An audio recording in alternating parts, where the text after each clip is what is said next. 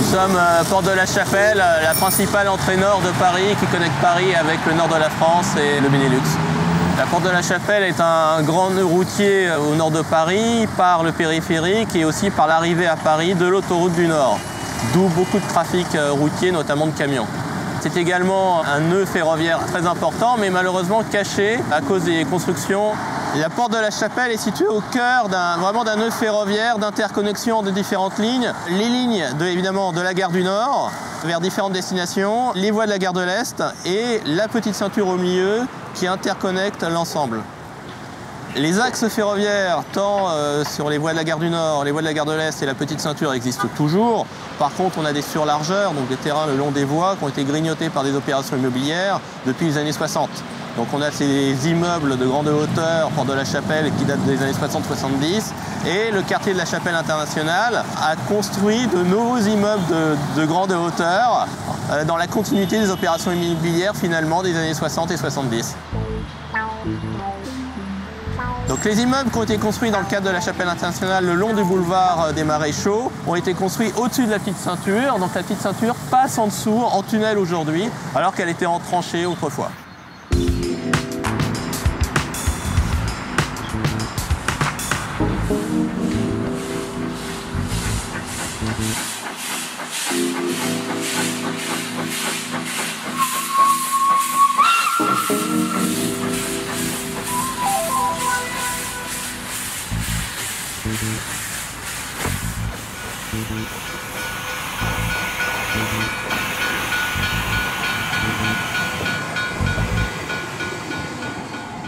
Nous sommes au cœur d'un nœud ferroviaire dont fait partie la petite ceinture qui se trouve derrière nous, sous les immeubles qui viennent d'être construits dans le cadre de l'opération de la Chapelle Internationale.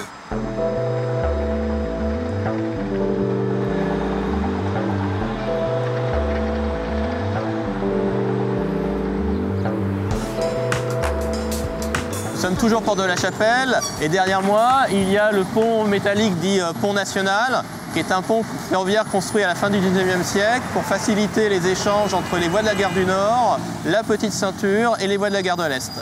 Et ce pont servait notamment au transit des trains de charbon qui venaient de la région de Lens et des mines du Nord. Les trains arrivaient du Nord, par exemple à la fin du 19e siècle, il y avait 2 trains de charbon qui venaient directement de Lens, qui empruntaient ce pont pour aller à la gare de la Chapelle-Charbon. Et de là, le charbon était réparti dans Paris en empruntant la petite ceinture et allait desservir les gares locales de marchandises comme la gare de Charonne, la gare des Gobelins, qui se trouve le long de la petite ceinture. Ce pont est bien évidemment connecté à la petite ceinture et à la gare de Chapelle-Charbon, puisqu'il permettait le transit par la petite ceinture des marchandises venant du Nord ou à destination du Nord. Ce pont est en cours de réaménagement, de réhabilitation dans le cadre des travaux du Charles de Gaulle Express. Le Charles de Gaulle Express est une liaison express pour relier la gare de l'Est à l'aéroport Charles de Gaulle. Nous sommes ici sous le pont Soudé. C'est un pont des années 1930. Il y a quelques travaux de rénovation qui ont lieu actuellement. Et pour soutenir les caténaires de la ligne de tramway pendant ces travaux, eh bien, une armature métallique vient d'être posée. L'objectif étant de permettre les travaux sans interrompre le trafic du tramway.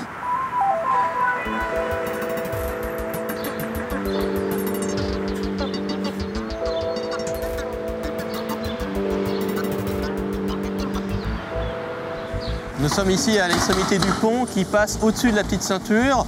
Comme l'assiette de la plateforme pour le Charles de Gaulle Express est modifiée, eh bien on va reconstruire le pont qui se trouve au-dessus de la petite ceinture.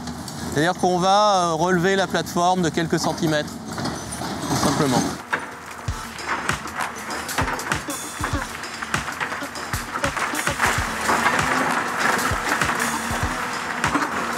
Nous avons ici donc la petite ceinture et le nouveau pont qui est en train d'être construit pour franchir les voies de la petite ceinture. Et derrière moi, vous avez cet immeuble qui se trouve à l'emplacement de l'ancien dépôt de l'Évangile, qui était le dépôt de locomotives à vapeur de la petite ceinture. Les locomotives étaient entretenues ici et pour le gros entretien, elles partaient au dépôt de la Chapelle qui dépendait de la gare du Nord.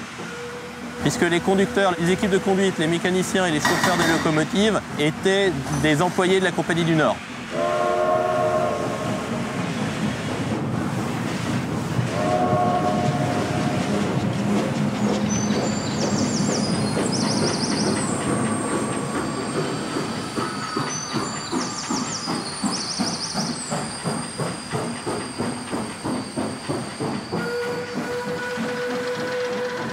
Nous sommes ici sur le site de la Chapelle Charbon, qui était un site de garage des trains de charbon qui venaient par les voies de la gare du Nord et par la voie de la gare de l'Est, jusqu'ici, en empruntant également la petite ceinture.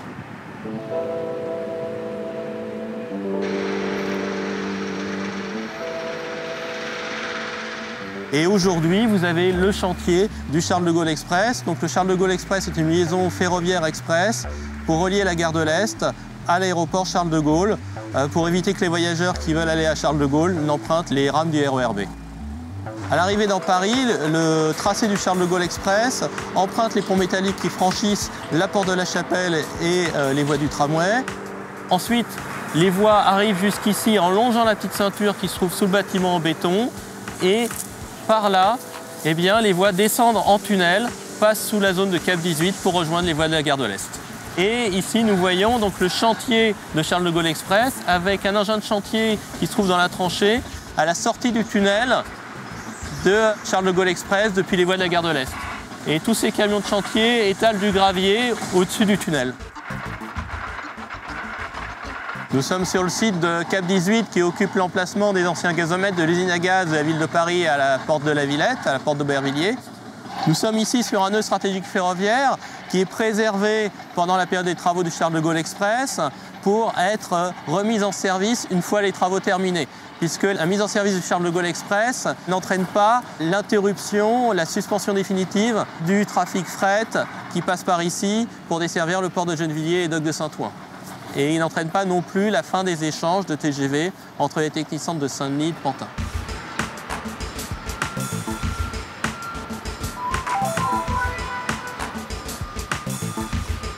Nous sommes ici devant les voies de la petite ceinture. On voit la présence de poteaux caténaires puisque cette section de la petite ceinture était électrifiée entre les voies de la gare de l'Est avec le raccordement de l'Évangile et avec les voies de la gare du Nord. Et en fait, ça permettait les échanges de matériel entre les réseaux des voies de la gare de l'Est et de la gare du Nord. Derrière les voies de la petite ceinture, on a les voies de desserte du quai de l'entrepôt qui se trouve ici. C'est un quai qui a servi à la Poste encore dans les années 80 pour le tri du courrier. Nous pouvons voir ici que la plateforme à double voie de la petite ceinture est préservée pendant la durée du chantier du Charles de Gaulle Express et qu'une barrière de chantier sépare le chantier du Charles de Gaulle Express de la plateforme de la petite ceinture. Simultanément aux travaux du Charles de Gaulle Express dans la zone de l'ancienne gare de la Chapelle Charbon, la ville de Paris aménage un jardin. Donc voici une première partie, donc une zone verdoyante et également l'ancienne halle qui servait à décharger les trains de marchandises à l'époque. La ville de Paris a aménagé cet été, sous cette halle, des jeux pour enfants, des activités de jardin partagé, d'agriculture urbaine. Aux mains de chacune, un sistre résonne, sabre au poing se tient, le nid quand il va. Je me souviens d'avoir reçu une proposition de travail d'un mec qui m'a dit clairement « Tu dois coucher avec moi ». Et je me souviens quand je lui ai dit non, il m'a craché au visage. À ce moment-là, j'ai essuyé mon visage comme ça et je me suis dit, c'est la dernière fois. Plus jamais je ne vais accepter l'aide de qui que ce soit. Je vais attendre ici et voir ce qui se passe. Je refuse de me vendre pour qui que ce soit, pour réussir. Les gens ne me respectent pas. J'ai pris mes affaires et j'ai commencé à vivre dans la rue. C'était complètement fou. Les nuits étaient si longues. J'avais de la chance parce que les gens y parlaient avec moi. Les gens ne croyaient pas que j'étais Estève. Un soir, un homme est venu me voir, il m'a dit « Hey, t'as besoin qu'on te ramène ?» Je lui ai dit « Non, c'est ma place ici. » Quand je lui ai répondu, il m'a dit « T'es sûr? Tu t'es perdu ?» J'ai dit « Ouais, je suis Estève, je suis ici et je veux dormir, alors fous-moi la paix. »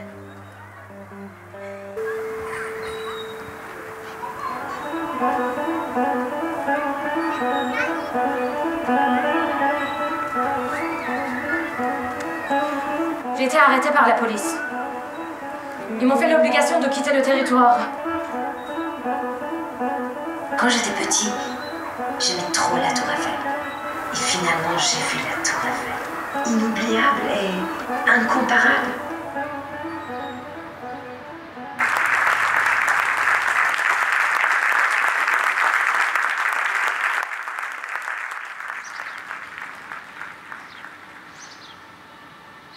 Si nous regardons par ici vers l'est, derrière ces arbustes, nous allons voir le raccordement de l'Évangile qui relie toujours la Petite Ceinture aux voies de la gare de l'Est en direction de Pantin. Nous sommes devant le poste d'aiguillage de l'Évangile du chemin de fer de Ceinture. D'ailleurs, on aperçoit encore le logo dans le style art déco CFC pour chemin de fer de Ceinture. C'est le dernier poste d'aiguillage qui subsiste sur la Petite Ceinture. La rue d'Aubervilliers a été élargie et le pont de la rue d'Aubervilliers recouvre, surplombe en grande partie, le poste d'aiguillage de l'Évangile, de la Petite Ceinture. Derrière le poste d'aiguillage, nous avons le raccordement de l'Évangile entre la Petite Ceinture et les voies de la gare de l'Est avec les poteaux caténaires. Et derrière, nous avons l'opération d'urbanisme de la Cité Fertile qui est réalisée sur la dernière zone de l'ancienne usine à gaz de la ville de Paris qui n'était pas encore bâtie. Nous avons ici dans ce panorama les tours de la Cité Curiale, la Cité Fertile et Cap 18 qui, en fait, occupent des emplacements de l'ancienne usine à gaz de la ville de Paris. Je ne sais pas pourquoi cette opération immobilière s'appelle le triangle fertile, parce qu'on voit que beaucoup d'immeubles, notamment en béton, sont en train d'être construits. C'est-à-dire qu'on assiste à la poursuite d'une politique de densification du quartier sur des anciennes zones industrielles et ferroviaires, telle qu'elle a été entamée depuis les années 70 finalement.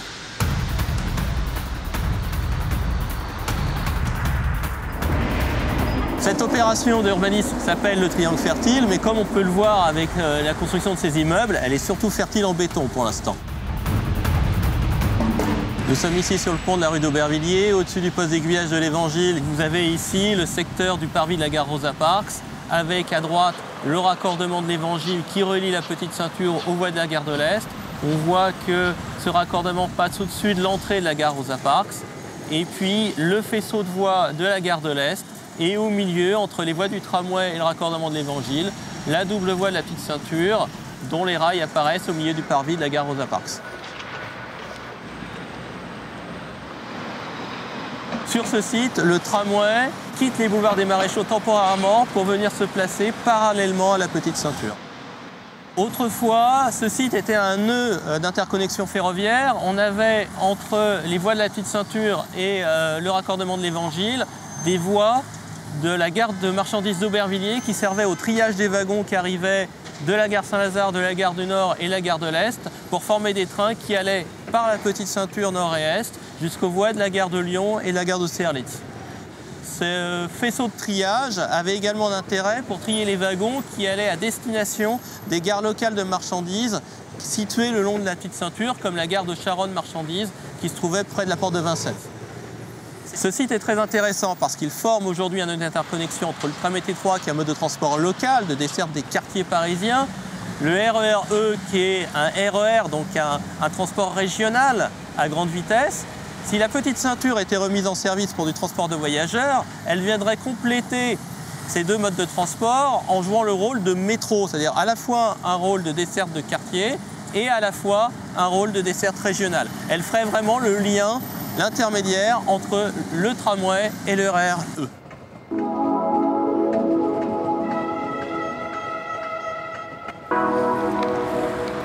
Nous sommes ici sur le parvis de la gare Rosa Parks du RER-E, sur un terrain qui appartient toujours à la SNCF, et nous pouvons voir les rails de la Petite Ceinture qui ont été reposés, mais comme il n'y a pas d'ornière à l'intérieur de ces rails, un train ne peut pas passer aujourd'hui.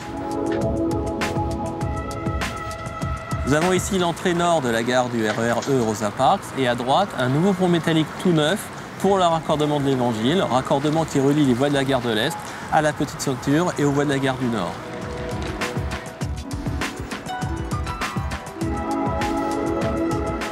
À gauche de l'entrée de la gare Rosa Parks, nous avons 3 tunnels qui passent sous les voies de la gare de l'Est. Le premier tunnel servait aux voies de la gare marchandises d'Aubervilliers. Le deuxième tunnel aux voies de la Petite Ceinture. Et le troisième tunnel à gauche, le petit tunnel, servait un embranchement qui desservait les magasins généraux. On aperçoit un des immeubles construits à l'emplacement des magasins généraux derrière les voies de la gare de l'Est.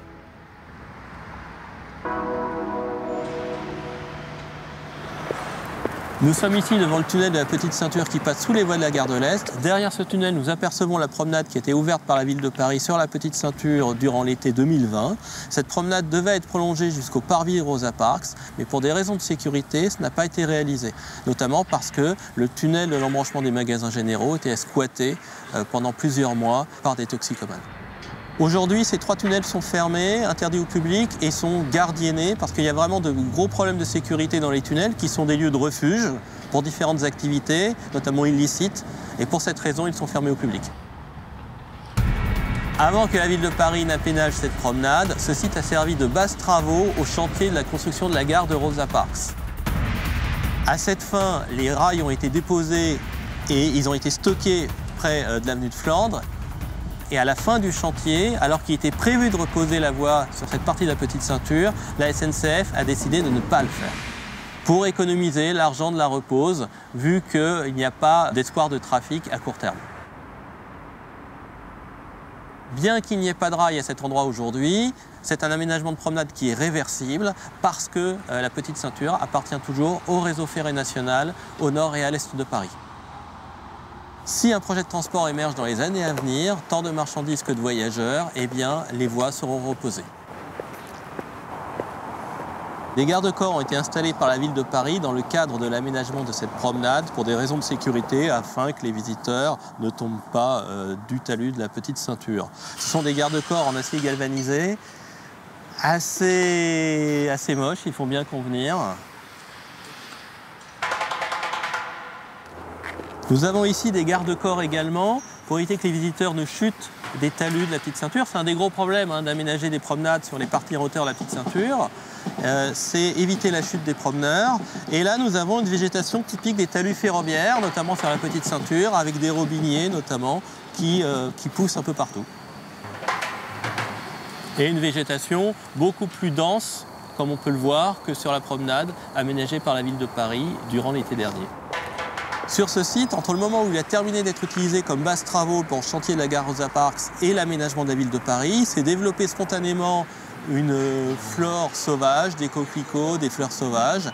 Et malheureusement, cette flore sauvage a été remplacée par une végétation standard, conventionnelle des parcs et jardins, donc des herbes basses et quelques arbres qui viennent d'être plantés cet été, l'été 2020. Sur cette promenade, la ville de Paris a réalisé des aménagements minimalistes parce que réversibles. Par exemple, ces assises en bois dont la forme rappelle la forme des traverses des voies de chemin de fer. Derrière cette porte coulissante se trouve un bâtiment qui servait à l'approvisionnement en charbon des bougnats parisiens. Le charbon arrivait par wagon entier grâce à cette voie ferrée qui pénétrait dans le bâtiment. Par gravité, le charbon tombait du wagon pour aller dans des sacs, et les sacs, par camion, étaient transportés jusque chez les bougnats parisiens, où les Parisiens pouvaient acheter le charbon pour se chauffer. Ce bâtiment, qui comporte plusieurs niveaux, le niveau talus de la Petite Ceinture, le niveau chaussée, au niveau de la rue Curial, fait l'objet d'un appel à projet ouvert par la SNCF Immobilier en juin 2020 pour trouver de nouveaux usages à ce bâtiment. Alors pendant quelques années quand même, il a été utilisé par la troupe de Jérôme Deschamps et Macha Makayev, notamment pour tourner les séquences télévisées des Deschiens. Ce panneau-gare n'indique pas la présence d'une gare là où nous sommes, mais plutôt annonce une gare, la gare d'Aubervilliers, qui se trouvait de l'autre côté des voies de la gare de l'Est, à l'emplacement de l'actuel parvis de la gare Rosa Parks, et qui servait au transit des trains de marchandises sur la Petite Ceinture. Devant ce bâtiment qui fait l'objet d'un appel à projet, on retrouve les mêmes assises que de l'autre côté du bâtiment, ces assises en bois qui rappellent les traverses des voies de chemin de fer. C'est le pont qui permet d'accéder aux magasins généraux depuis la rue Curial. Il a été financé d'ailleurs par les magasins généraux lors de la réhabilitation des bâtiments et il est au gabarit ferroviaire à double voie, donc il permet la circulation ferroviaire. Et il a été construit dans les années 90. Nous voyons réapparaître les rails des deux voies de la Petite Ceinture. Nous sommes à l'entrée de l'ancienne station du pont de Flandre, dont on aperçoit le bâtiment voyageur, ainsi que les quais. Pendant les travaux de la gare Rosa Parks, eh bien, les rails qui n'ont pas été reposés du côté de la rue Curial avaient été stockés ici et empilés. Une végétation spontanée a poussé sur les quais de l'ancienne station Pont de Flandre. On peut se demander si c'est un parti pris de la part de la ville de Paris ou juste une situation temporaire. Il y a des crottes de chiens comme dans les rues de Paris. C'est le problème sur les promenades ouvertes par la ville de Paris sur la Petite Ceinture. Il y a des propriétaires de chiens qui viennent faire leurs besoins à leurs animaux. Et c'est la contradiction entre la volonté de préserver la biodiversité et les usages du quotidien.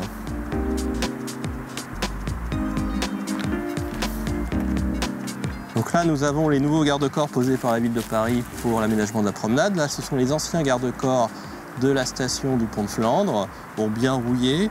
Et les nouveaux garde-corps ont été posés pour sécuriser le site, évidemment, pour les promeneurs.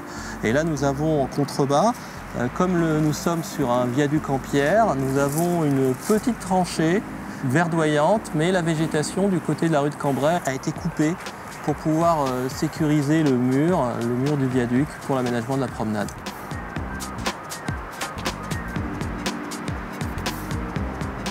Ce petit aménagement dans le quai de la station Pont de Flandre en fait, correspond à l'ancien passage souterrain qui permettait de passer d'un quai à l'autre sans traverser les voies.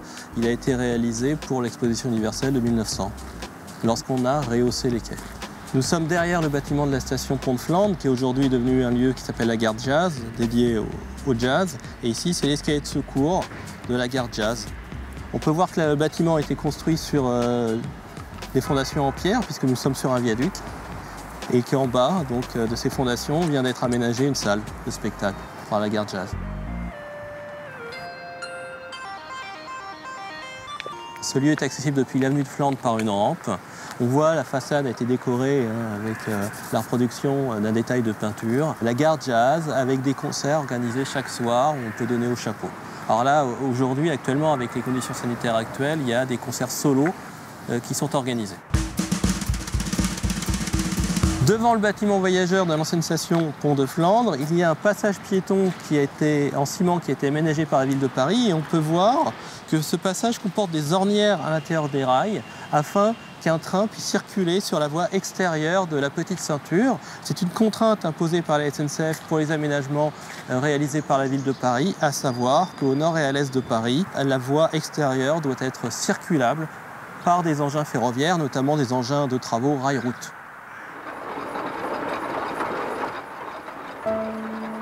Ici, nous arrivons à l'extrémité, donc côté avenue de Flandre, de cette promenade, longue de 590 mètres. Et là, on voit le contraste entre l'ouverture au public, à savoir l'ouverture de cette promenade, et la fermeture au public, puisqu'on a des barrières qui délimitent l'extrémité de cette promenade.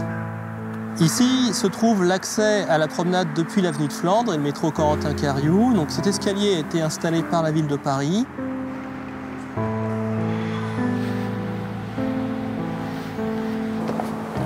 Et toutes les voûtes qu'on aperçoit du viaduc ont été murées lors de cet aménagement afin d'éviter que les promeneurs n'y pénètrent.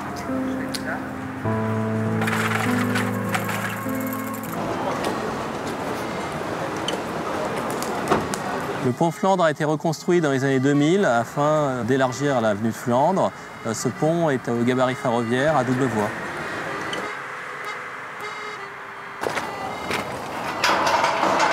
On pourrait grimper, mais bon, c'est interdit, mais c'est pas ouvert au public. Cette section-là, de l'autre côté de la barrière, n'est pas ouverte au public aujourd'hui. La section de la Petite Ceinture, comprise entre l'avenue de Flandre et la rue de Thionville, en passant au-dessus du canal de l'Ourcq, n'est pas aujourd'hui ouverte au public parce que ça demande un budget assez conséquent de sécurisation pour pouvoir aménager une promenade.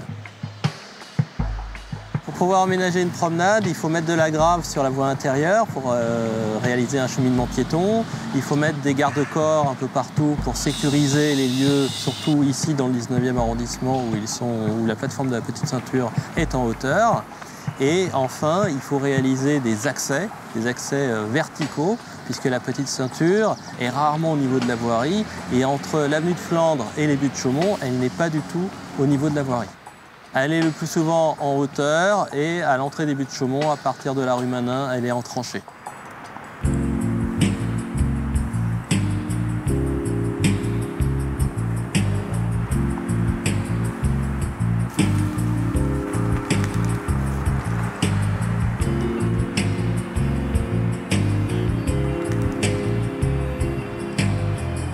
voyons ici donc la continuité du viaduc qui part de Pont de Flandre et qui va jusqu'au canal de l'Ourcq et le pont Cracker. Et on a toutes les arcades qui sont louées par la SNCF à des entreprises ou alors qui servent de passage public. Quand elles ne sont pas squattées. À l'instant, nous étions au pied du pont de la rue de l'Argonne. À présent, nous sommes à sa hauteur, au niveau de la plateforme de la Petite Ceinture. Les rails des deux voies de la Petite Ceinture sont toujours là, mais on peut constater que pour sécuriser le lieu, pour en faire un espace de promenade, cela demanderait de gros travaux. Il n'y a plus de garde-corps de part et d'autre du pont. Il faudrait poser également un plancher, ce qui explique pourquoi, durant la dernière mandature, cette section n'a pas été ouverte au public. La nécessité de sécuriser ce pont pour une promenade augmente le coût de cette promenade et fait que ça devient trop cher finalement. Ici, nous avons des câbles de fibre optique parce que la Petite Ceinture appartient au réseau ferré national, mais elle appartient également au réseau des câbles de fibre optique en France. Elle sert à faire circuler de l'information aujourd'hui. Réseau de transport des personnes et des voyageurs avec le réseau ferré national et ici le transport des données avec ces câbles de fibre optique.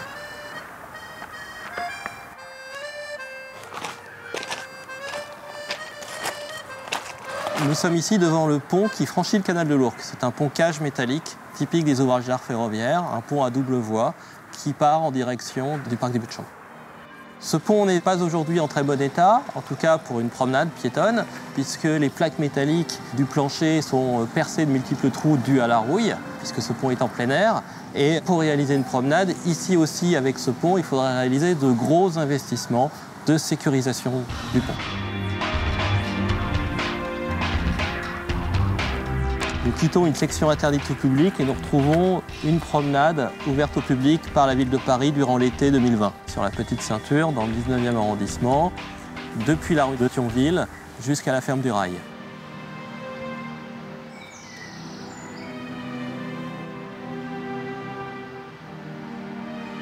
On y accède par une ancienne rampe de service de la SNCF, d'ailleurs qui est toujours une rampe de service, et qui a été aménagée par la ville de Paris pour les promeneurs. Donc cette promenade est courte, elle ne fait que 230 mètres de long, un grillage à chaque extrémité, la clôture, la ferme. Encore un portail.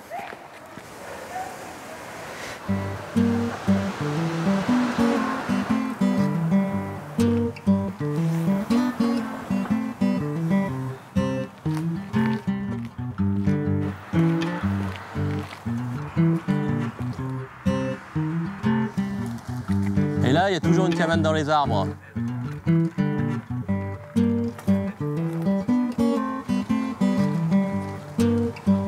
Nous arrivons au bout de cette promenade de 230 mètres de long et il y a à nouveau un portail qui empêche d'aller dans une zone non encore ouverte au public. Il y a du monde quand même là-bas qui arrive.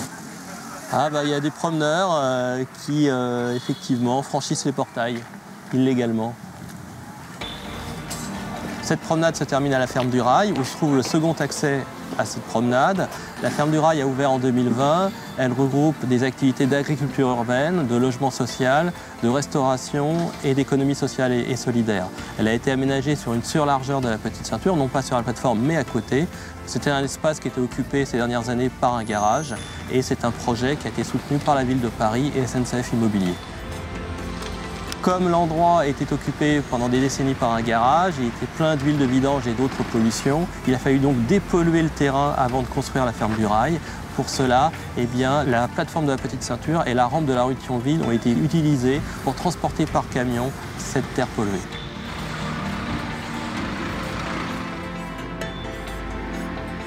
La terre agricole qui est utilisée par Ferme du Rail pour son activité d'agriculture urbaine a également emprunté la Petite Ceinture. Elle a été transportée par camion depuis la rampe de la rue de Thionville.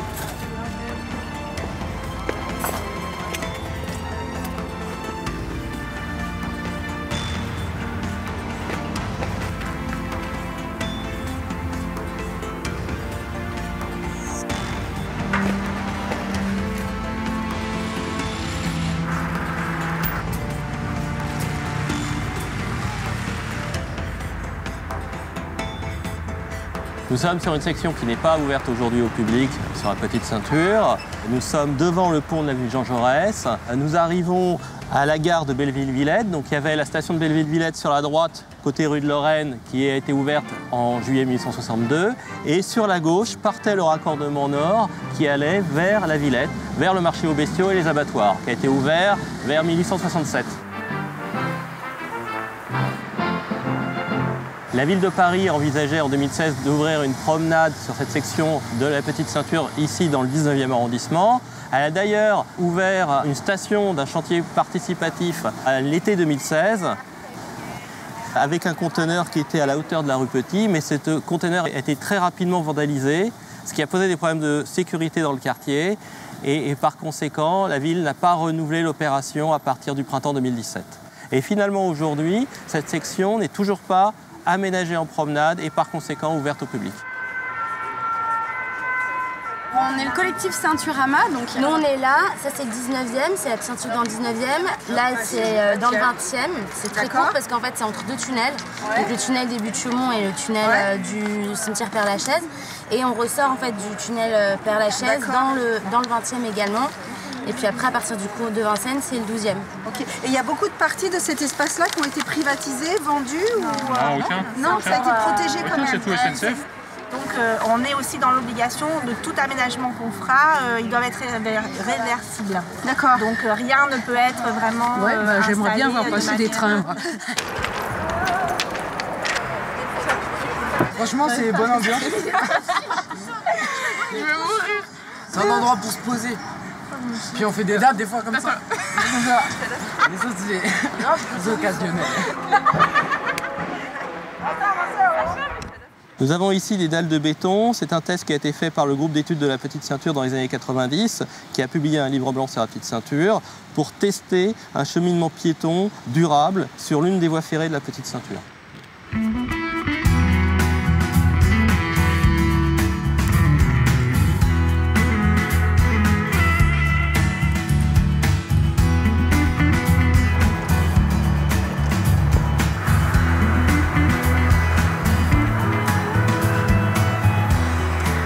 Nous sommes sur le site de l'ancienne gare de Belleville-Villette, entre les rues Petit et Manin. De ce côté, il y avait la station de voyageurs qui a été mise en service en 1862. Et de ce côté, il y avait la gare aux marchandises. Et à partir de cette gare aux marchandises, par deux embranchements nord et sud, partaient les voies ferrées vers le marché aux bestiaux de la Villette et les abattoirs de la Villette. Cette gare marchandises a fermé à la fin des années 80 pour laisser la place à ce groupe d'immeubles. La station de voyageurs, elle, a été démolie à la fin des années 40 et remplacée également par des immeubles d'habitation.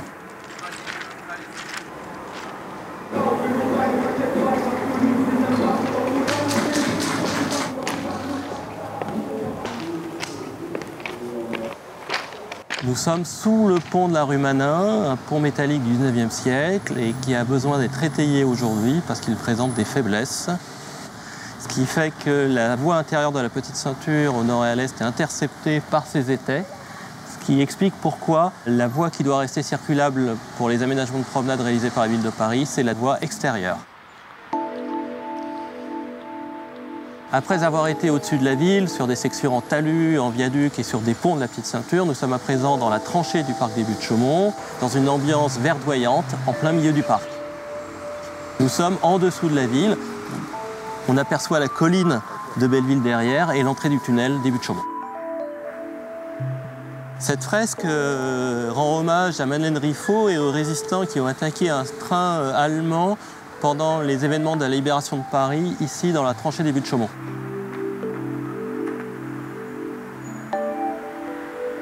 Ici, arrivé dans la tranchée verdoyante du parc des Buttes-Chaumont, nous voyons les deux rôles fondamentaux que joue à Paris la Petite Ceinture, le rôle de transport, transport ferroviaire, transport de données avec la fibre optique aujourd'hui également, mais également le rôle de corridor de biodiversité. Et ce rôle de corridor de biodiversité date de la création même de la Petite Ceinture au travers de la plantation des nombreux talus qui la jalonnent tout le long de son parcours. Le fait aujourd'hui que toute cette végétation sur les talus de la Petite Ceinture principalement est conservée c'est lié au fait que la fonction ferroviaire de la petite ceinture elle-même est conservée. Aujourd'hui, la petite ceinture fait toujours partie du réseau ferré national. Elle n'est pas déclassée, elle n'est pas désaffectée, même si aujourd'hui, il n'y a pas de trafic ferroviaire régulier. Il se peut qu'un jour, un trafic ferroviaire régulier revienne sur la petite ceinture, tant pour un service métropolitain de voyageurs, tant pour un service longue distance de voyageurs, par exemple pour les trains de nuit, pour interconnecter les grandes gares parisiennes. On l'a vu à la Chapelle-Charbon, à Rosa Parks, la petite ceinture est souvent au cœur de nœuds ferroviaires. Ici, au Buttes-Chaumont, elle dessert un quartier, le quartier de Buttes-Chaumont, qui est assez éloigné des stations de métro.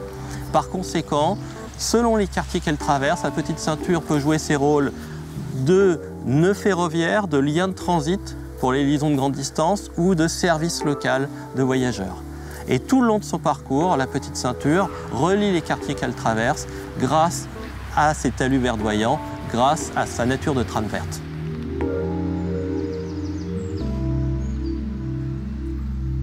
Cette section nord-est de la petite ceinture, entre les voies de la gare Saint-Lazare et les voies de la gare de Lyon et de la gare d'Austerlitz, est stratégique, et ce depuis le 19e siècle. C'est d'ailleurs la principale motivation de sa construction pendant le Second Empire, relier les grandes gares terminus parisiennes et leur réseau.